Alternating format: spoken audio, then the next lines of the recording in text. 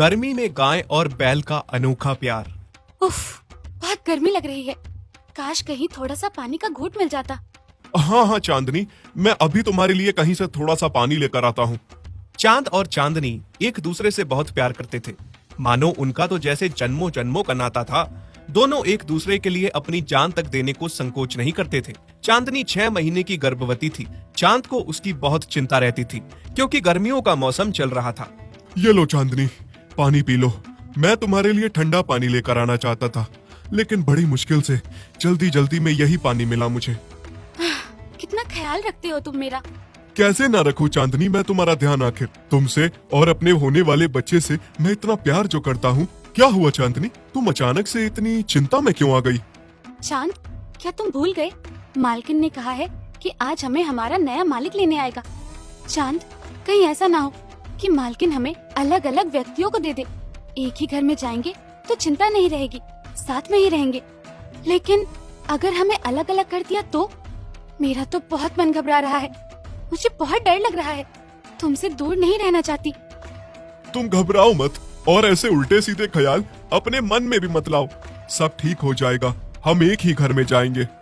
चांद और चांदनी की मालकिन नीला नाम की बुजुर्ग और विधवा महिला थी, जिसने बहुत लंबे समय तक चांद और चांदनी को अपने पास रखा, उनको खूब सेवा प्यार दिया। लेकिन अब वो बुजुर्ग हो चुकी थी, सेवा नहीं कर पा रही थी। इस वजह से वो उन दोनों को किसी को बेच रही थी।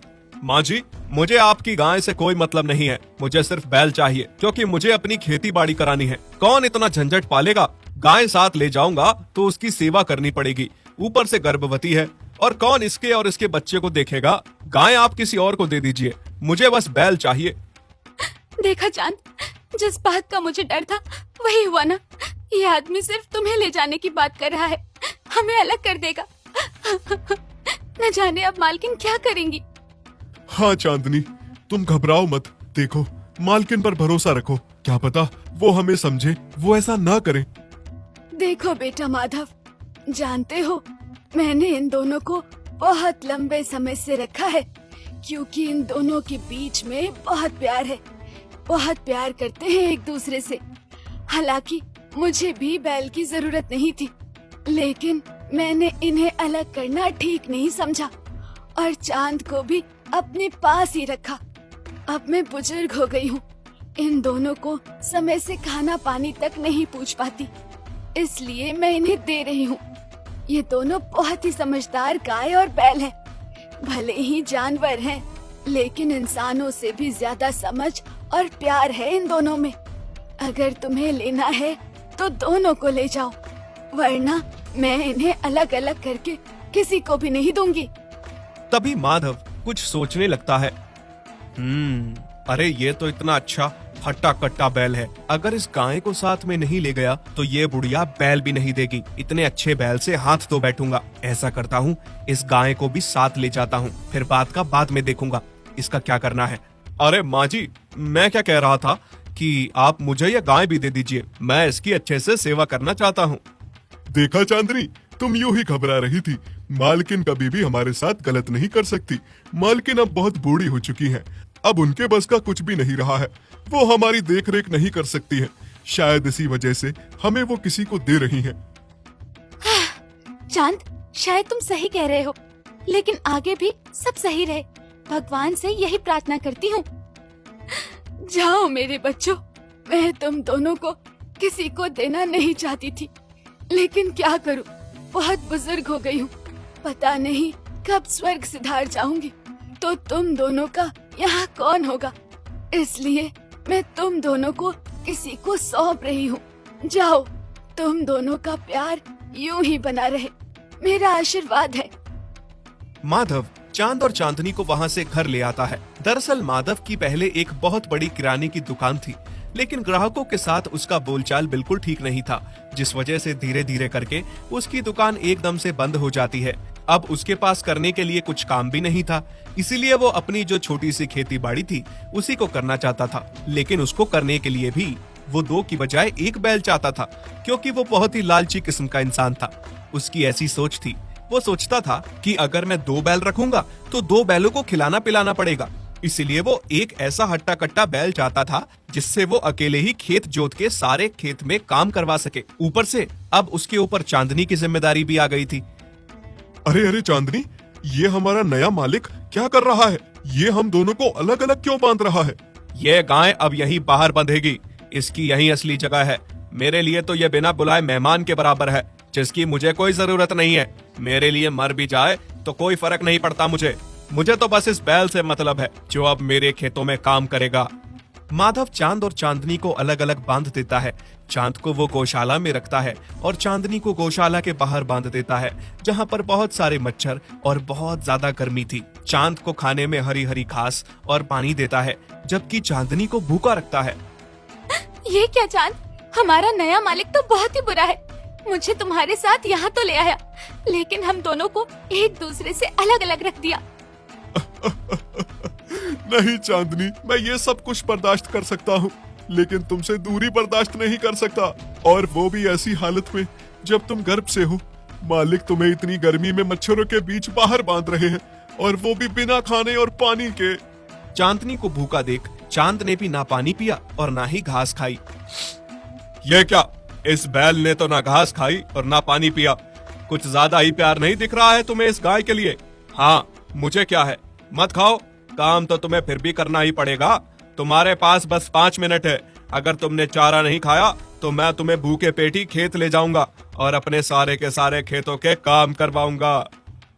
माधव चांद को खेत में ले जाने की तैयारी करता है, लेकिन उसे एक चीज से बिल्कुल फर्क नहीं पड़ता था कि चांद भूखा है, और चांद के साथ साथ उसकी गर्भवती चांदनी भी बिल्कुल भूखी प्यासी है।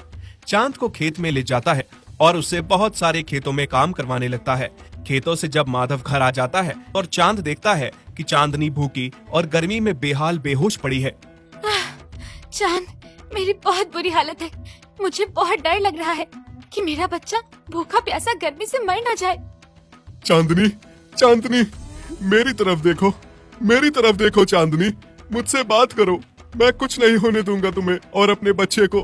क्या करूं, कैसे चांदनी के पास जाऊं? तभी माधव का एक पड़ोसी यह सब होते हुए देख रहा था।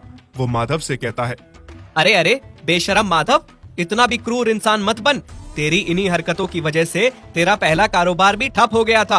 अब तू इन बेजुबान जानवरों पर अत्याचार कर रहा है। क्या तुझे दिखता नहीं है? एक अंधा इंसान भी देख सकता है कि इन दोनों में कितना प्यार है। तूने इन्हें अलग अलग कर दिया है। ऊपर से ये गाय गर्भ से है। तूने इसे गर्मी और मच्छरों के बीच में बाहर बांध दिया है। ना खाने दे रहा है, ना पानी दे रहा है। सोच जरा इस गर्भवती गाय पर क्या बीत रही होगी, और ये बैल इससे कितना प्यार करता है। इसके लिए भूखा प्यासा बैठा है क्योंकि तूने इन्हें अलग बांधा है और इस गाय को खाना नहीं दिया, जिस वजह से ये बैल भी खाना नहीं खा रहा। और तूने इस भूखे बैल से पूरा दिन खेतों में काम करवाया। धिक्कार है तुझ पर। अगर तुझ में जरा भी इंसानियत बाकी है तो अभी सुधर जा और रहम खा इन बेजुबान जानवरों पर। जा जा अपना काम कर, बड़ा आया मुझे सिखाने वाला। हाँ। एक तरफ चांदनी का बहुत ही बुरा हाल था, मानो ऐसा लग रहा था कि उसकी सांस अब छूटने ही वाली है। ये सब देखकर चांद बहुत ही ज्यादा घबरा गया था। और दूसरी तरफ माधव का पड़ोसी ये बात सारे गांव वालों तक पहुंचा देता है कि वो बेजुबान जानवरों पर अत्याचार कर रहा है, जिसे देख सभी गांव वाले माधव के खिलाफ हो जाते हैं और माधव को भरी पंचायत में बुलाने का आदेश दिया जाता है। इस गाय की वजह से मुझे भरी पंचायत में बुलाया गया। अब ना जाने सरपंच और पूरे गांव वाले मुझे क्या सजा सुनाएंगे। इससे पहले कि कोई मुझे सजा सुनाए, मैं इस गाय को ही मार डालूंगा। मैं इसे जिंदा नहीं छोड़ूंगा। इसी की वजह से ये सब हो रहा है।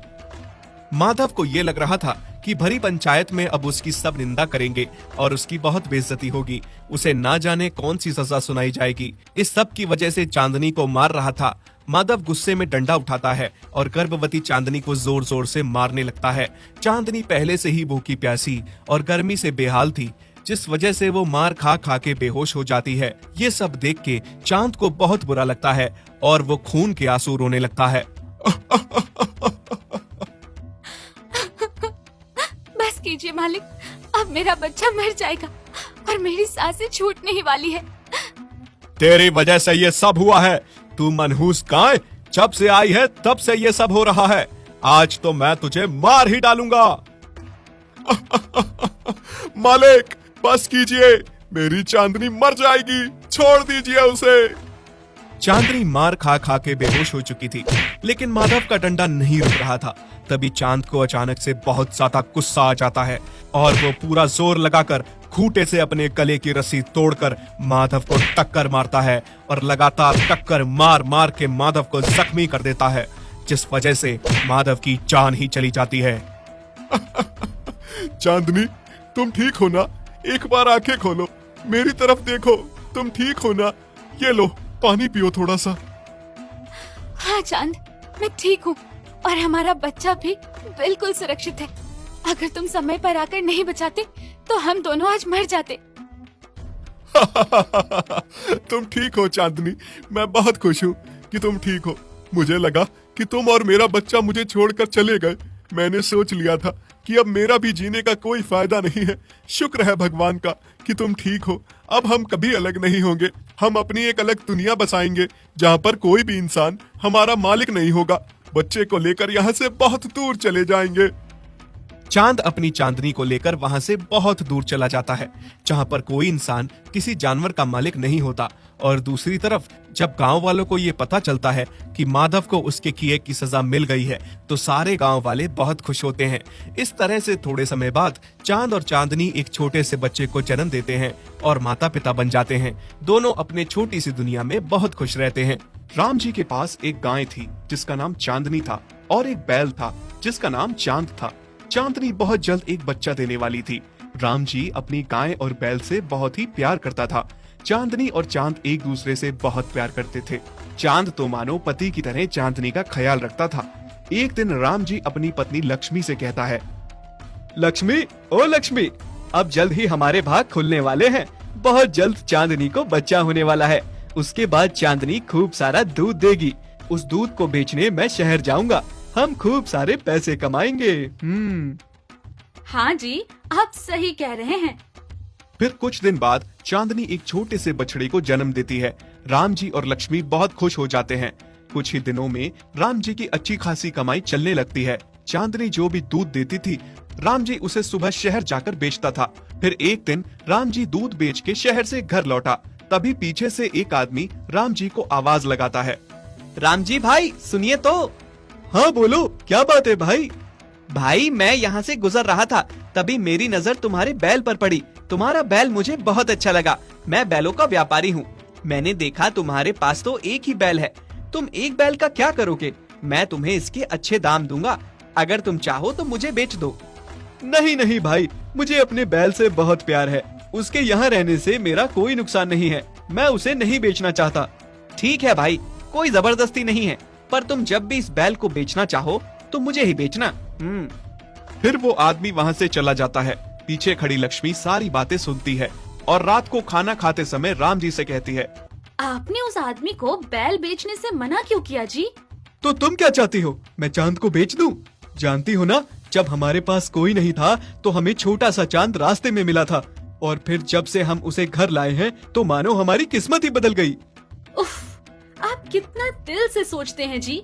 ऐसा कुछ नहीं है, और अगर कुछ ऐसा है भी तो क्या? सारी उम्र उस बैल को मुफ्त में पालते रहना है क्या? उसका तो हमें कुछ फायदा भी नहीं है। उफ, सेठ कितना अच्छा दाम दे रहा था। मैं कह देती हूँ, आप कल ही सेठ से बात करिए और इस चांद को बेच दीजिए। राम जी चांद से बहुत प्यार करता था। वो उसे बेचना नहीं चाहता था। पत्नी के दबाव में आके चांद को सेठ को बेचना पड़ता है। अगले दिन सेठ बैल को लेने आता है। सेठ चांद को ले जाने के लिए रस्सी खोलता है। तभी चांदनी चांद से कहती है, ये कौन है? और चांद तुम्हारी रस्सी क्यों खोल रहा है? मुझे तो ऐसा लग रहा है मालिक ने मुझे बेच दिया है। ये मेरा नया मालिक है। नहीं नहीं चांद, ऐसा मत कहो। तुम चले गए तो तुम्हारे बिना मेरा और हमारे बच्चे का क्या होगा? ऐसा नहीं हो सकता। चांदनी, मैं भी तुम दोनों के बिना कैसे रहूंगा? पर मालिक ने ऐसा क्यों किया? हाँ, शायद मैं उनके अब किसी काम का नहीं रहा हूँ, इसलिए मुझे बेच दिया। फिर सेठ रस्सी खोल के चांद को वहाँ से ले जाने लगता है। ये सब देख के राम जी को बहुत दुख हो रहा था। चांद पीछे मुड़ मुड़ के चांदनी और अपने बच्चों की ओर देख रहा था। चांदनी का भी रो रो कर बुरा हाल था। वहीं दूसरी ओर लक्ष्मी खुश थी कि चांद को बेच के अच्छा दाम मिला। रास्ते में चांद को सेठ ने खूब मारा। घर पहुँचने में पूरा दिन लग गया। चांद को बहुत बड़ी गौशाला में बांध दिया गया, जहां और भी बहुत सारे बैल थे और खाने को सूखी घास दी गई। चांद का उस अनजानी जगह पर बिल्कुल भी मन नहीं लग रहा था। उसने वो सूखी घास नहीं खाई और पूरी रात वहां से भागने की योजना बनाने लगा।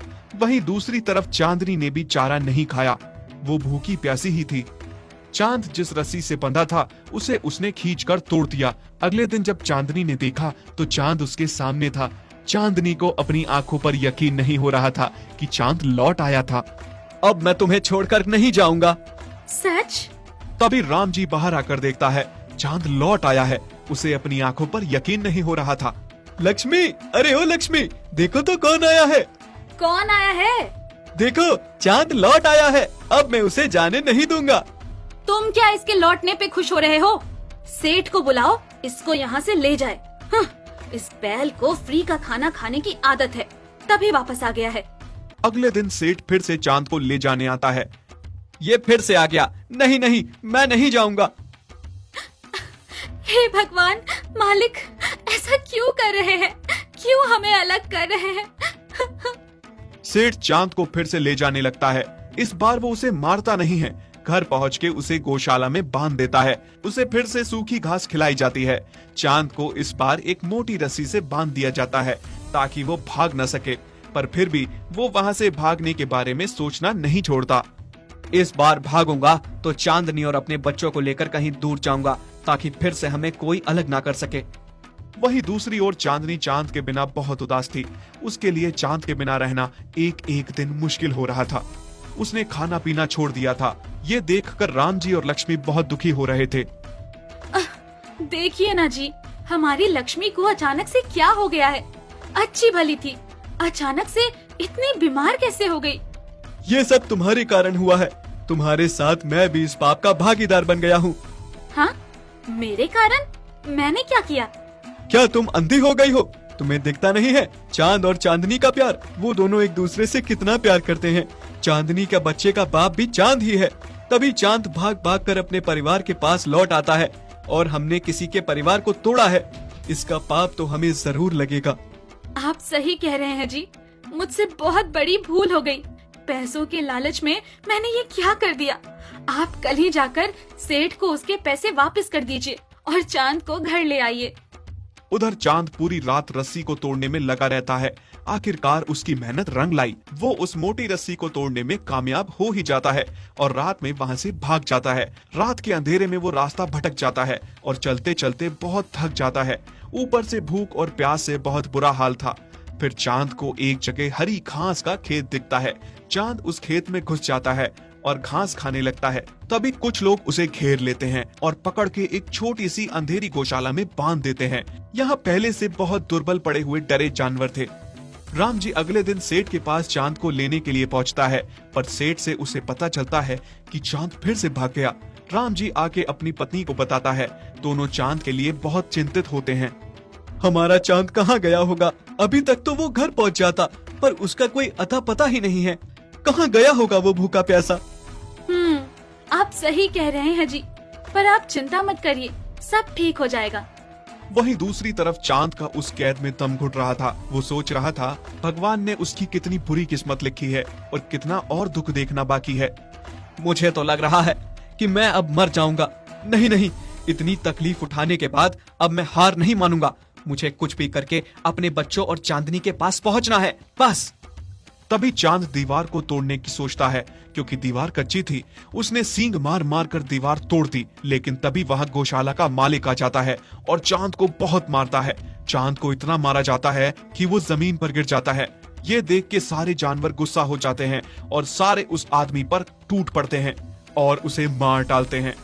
और फिर सारे जानवर खुशी खुशी वहां से भाग जाते हैं। चांद भूखा प्यासा था और मार खा के वो इतना दुर्बल पड़ चुका था कि चल पाना अब उसके बस की बात नहीं थी। पर फिर भी जैसे तैसे वो चल के घर पहुंचा। जैसे ही चांदनी ने उसे देखा, मानो उसकी जान में जान आ गई हो। वो चांद को पुचकारने लगी। तुम आ गए? मैं जानती थी तुम जरूर आओगे। कैसे नहीं आता? अब मैं तुम्हें और अपने बच्चों को लेकर कहीं दूर चला जाऊंगा, जहां हमें कोई अलग ना कर सके, कोई हम पे अपना हक ना जता सके। तभी लक्ष्मी चांद को वापस पाकर खुश होकर कहती है, चांद, तू आ गया। मुझे यकीन था तू जरूर आएगा। अजी सुनते हो? देखो तो कौन आया है। कौन आया है? हमारा चांद वापस लौट आया है। क्या चांद आ गया? तभी राम जी रोते रोते उसके सर पे हाथ फेरता है और कहता है, मुझे माफ कर दो चांद, मैं तुम दोनों का गुनहगार हूँ। मुझे कोई हक नहीं बनता कि किसी के परिवार को तोड़ूं, और मैंने ये पाप किया। मुझे बहुत पहले ही ये सब नहीं करना चाहिए था। अब मैं तुम्हें कहीं नहीं बेचूंगा चांद, हम सब साथ रहेंगे। चांदनी, मुझे लग रहा है कि मालिक और मालकिन अब समझ गए हैं। अब वो दोबारा ऐसा नहीं करेंगे। अब हमें भी इनको मौका देना चाहिए। हाँ, तुम सही कह रहे हो। और वैसे भी गलती भी तो इंसानों से ही होती है, और अंत भला तो सब भला। और फिर सब खुशी से रहने लगते हैं। अगर आपको हमारी ये वीडियो अच्छी लगी तो प्लीज़ हमारे फेसबुक पेज को लाइक, शेयर, कमेंट और फॉलो ज़रूर करें।